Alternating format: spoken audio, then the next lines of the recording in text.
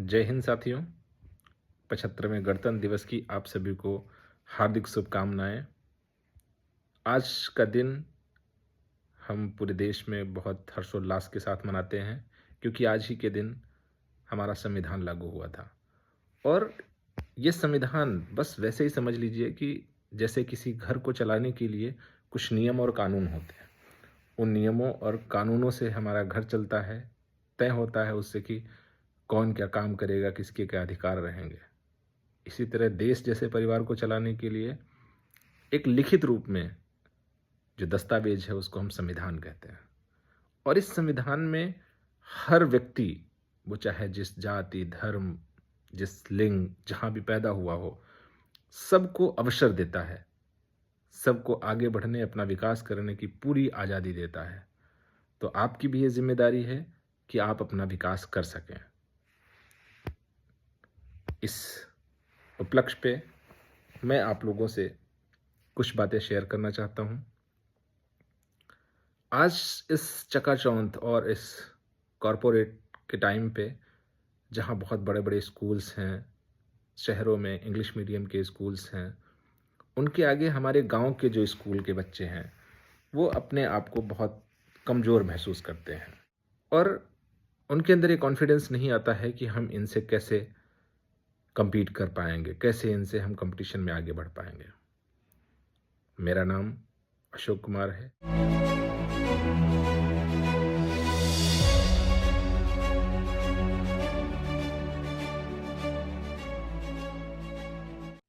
मैं 2004 में Chandrashekhar Azad inter college से इंटर की परीक्षा पास करके लखनऊ यूनिवर्सिटी से मैंने 2007 में अपना बीकॉम पूरा किया।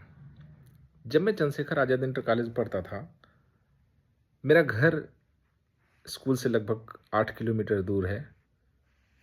मैं साइकिल से आया जाया करता था। बहुत बार साइकिल में पंचर बनवाने के पैसे मेरी जेब में होते थे और बहुत बार वो भी नहीं होते थे। लेकिन हाँ, मेरी जेब कभी ख्वाबों से खाली नहीं रहती थी। हर समय एक जुनून रहता था। हर समय खुशी भी अंदर फ़ील करता था मैं कि कुछ न कुछ तो कर लूँगा, कुछ अच्छा करूँगा। इस चीज़ की खुशी रहती थी, पता ही नहीं था कि क्या करूँगा। एक दिन तो क्लास में इसी चीज़ को खड़े होके पूछा गया कि कौन क्या करना चाहता है। तभी मुझे कुछ नहीं पता था कि कॉम्पिटिशन में कौन से पद होते हैं, क्या परीक्षा कौन-सी देनी होती है। अचानक मेरे मुँह से निकला था कि मैं आईएएस, पीसीएस की तैयारी करूँगा। मैं खुद भी अपनी उस बात पे हँस रहा था, क्योंकि कुछ बोलना था इसलिए मैंने बोल दिया था। खैर वो बात आई गई रही, लेकिन जुनून था और इस जुनून को मजबूत करने में बागी सर का बहुत इम्पोर्टेंट रोल रहा। आज भी उनके बहुत सारे सिद्धांत हम अपनी ज़िंदगी में यूज़ करते हैं एज़ इट इज़। और उस पूरे प्रांगण से एक अलग सी एनर्जी मुझे मिलती रही। ग्रेजुएशन करने के बाद बीएड जब मैं कर रहा था, उस समय मेरा एक दोस्त था इलाहाबाद का, बेसिकली वो छत्तीसगढ़ के थे। उन्होंने मुझसे कहा कि चलो यार आईएएस पीसीएस की तैयारी करते हैं।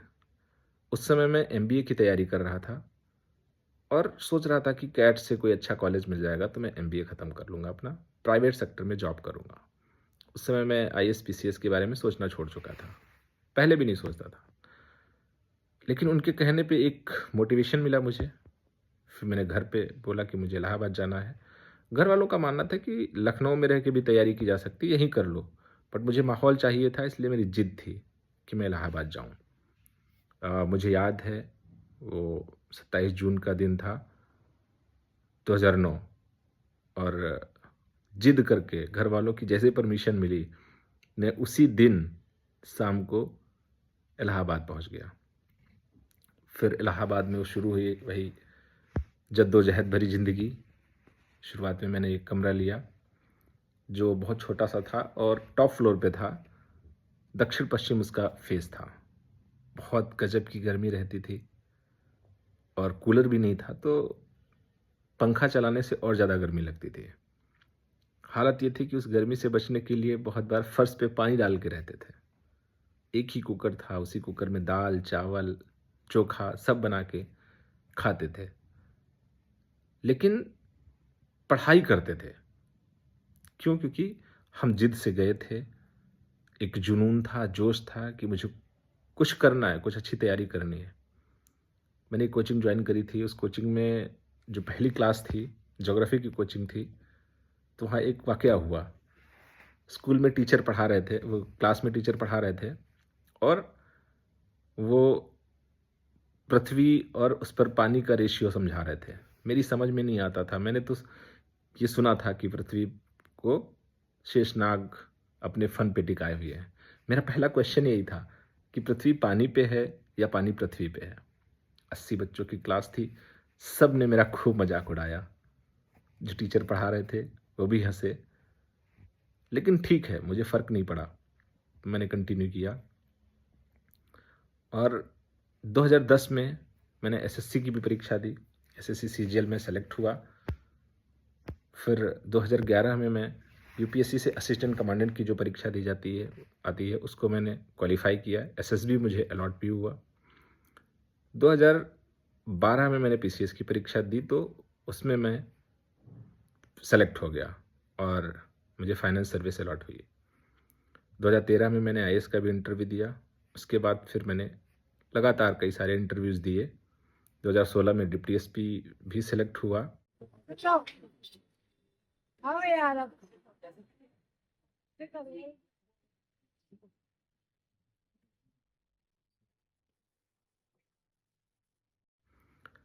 और इस समय मैं कृषि विभाग में यूपी के ऑडिट और गबन सेक्शन को हेड कर रहा हूँ। लखनऊ में मेरी पोस्टिंग है। ये सारी अपनी सफलता की कहानी बताने के पीछे एक वजह है, वो ये कि आपको ऐसा ना लगे कि कुछ असंभव है। क्योंकि मैं भी आप ही की पृष्ठभूमि से आता हूँ, एक सामान्य किसान परिवार से हूँ। मैंने भी इंटरमीडिएट की पढ़ाई गहदोसी करी है। अगर मैं कर सकता हूँ तो आप भी कर सकते हो। असंभव एकदम नहीं है। लेकिन हाँ, आपको लगन, जुनून और मेहनत ये बनाए रखनी पड़ेगी। गाइडेंस के तौर पे मैं आपके सामने एक प्रोग्राम ज़रूर लेके आऊँगा।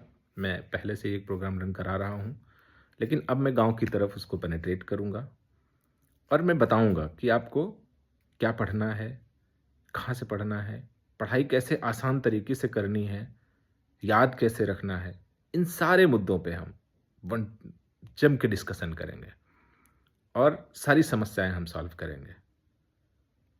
लेकिन तब तक आप अपना जुनून बनाए रखिए, हौसला बनाए रखिए और फिर से आप सबको एक बार गणतंत्र दिवस की ढेर सारी शुभकामनाएँ। जय हिंद, जय भारत।